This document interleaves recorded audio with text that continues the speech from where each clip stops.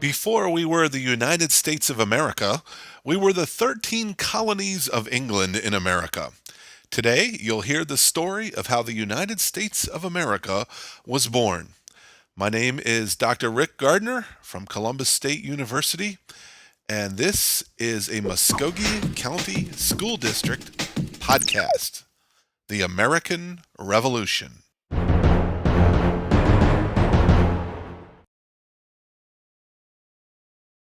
Before the year 1776, there was no such country as the United States of America. There were 13 areas of America that people from England had come to live in, and those areas were called colonies, but they were part of the country of England. There came a time when these people from these colonies decided to start their own country and call it the United States of America. This event is known as the American Revolution. And today I want to tell you the story of what happened and why. Okay, our story begins about 25 years before the United States even existed. The people who lived in America, who were from England, were fighting with the people who lived in America from France. They were fighting to see whether England or France would be the country that controlled America. This fight was known as the French and Indian War.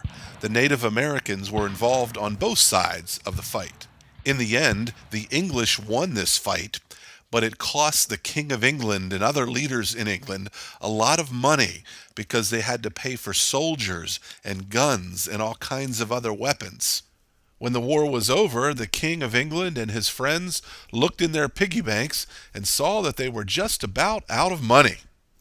At that point, the King of England decided that he would charge the people who live in America a little extra money every time they bought sugar or tea or stamps or a number of other items. And he would charge them extra so that he could fill his piggy bank back up. It comes as no surprise that the Americans did not like these extra charges. Extra charges like these were known as taxes, and it was the feeling of Americans that they shouldn't have to pay taxes unless they had the opportunity to vote on them. Americans began to cry out, "No taxation without representation." At that time in America, the worst thing to be was a tax collector. The angry Americans would express their hatred for the king by pouring tar and feathers all over the naked bodies of the tax collectors. Seeing how badly the Americans were treating his tax collectors, the king changed his mind and decided to back off on taxes. But this was a mistake, because from that time on, anytime the Americans wanted the king off their back, they realized that all they had to do was behave badly. The place in America where they misbehaved the worst was Boston, Massachusetts. And the king's solution to this misbehavior were something called quartering acts. These quartering acts meant that the king would send soldiers to Boston to patrol the streets and to make sure that the Americans were behaving. Of course, the Americans hated the quartering act. They hated seeing red-coated soldiers marching around Boston. Because of this, a big problem occurred on a winter night in 1770. Some Americans who were out in Boston drinking beer at a bar decided to go out and start throwing snowballs at some of these red-coated soldiers on the streets. It all happened here in front of this building in downtown Boston. This is the old Massachusetts State House, and it's still standing to this day. No one's actually sure who's to blame for what happened that night, but this we know. 5 Americans were killed by the redcoat soldiers that night. Among the first to be killed was a young black man named Crispus Attucks. One of the most important American leaders in Boston was named Samuel Adams. Adams was so unhappy about those killings that he called them the Boston Massacre. Adams wanted everyone in America to know what happened. But this was before there was any television or any photography, no pictures to be taken. But Adams had a good friend who was an artist. The artist's name was Paul Revere. Paul Revere then drew this picture of the killings that took place that night. And he printed as many copies of this picture that he could so that he could show everyone in America just how badly the King's soldiers had been treating the Americans in Boston. Samuel Adams was able to get a lot of people in America very angry with King George III. And when the king decided to charge another tax on drinking tea, Samuel Adams put together a plan that was very dangerous but very spectacular. Adams' plan was this.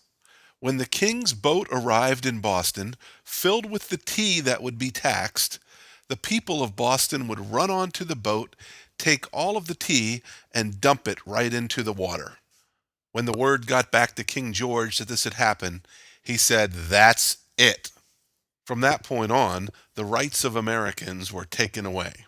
Boats were no longer allowed to go in and out of America. Americans weren't allowed to vote or govern themselves. And eventually, the king's men decided that Americans could not be trusted with guns. When the decision was made to take away the rights of Americans, many of the important leaders throughout America decided to have a meeting to discuss the matter. The location they chose for their meeting was the center of the colonies at the time, the city of Philadelphia, the hometown of Benjamin Franklin.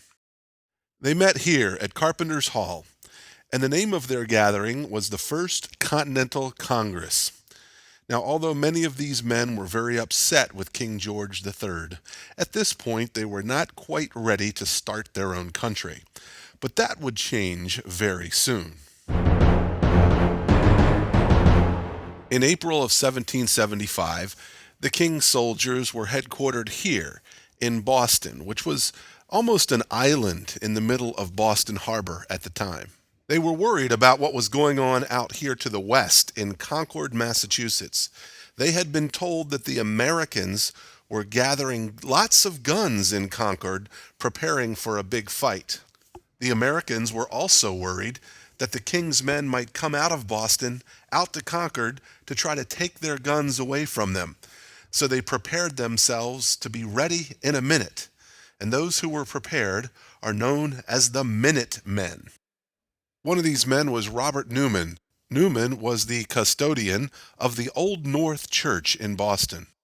From the Old North Bell Tower, Robert Newman could see the king's troops, and if they started to make a move on Concord, he would be the first one to know. Newman told his friend Paul Revere that as soon as they started to move, he would hang lanterns in the tower. He would hang one if they were going to go by land, and two if they were going to cross over the harbor by sea. When the Redcoat Army decided to leave Boston and attack Concord on the night of April 18, 1775, they did not go by land, but they crossed the harbor across the sea. And so Robert Newman flashed two lanterns in the Old North Church. Paul Revere saw the signal. He got on his horse, and he began to alarm everyone across the countryside that the Redcoats were on their way. The American Revolutionary War was about to begin.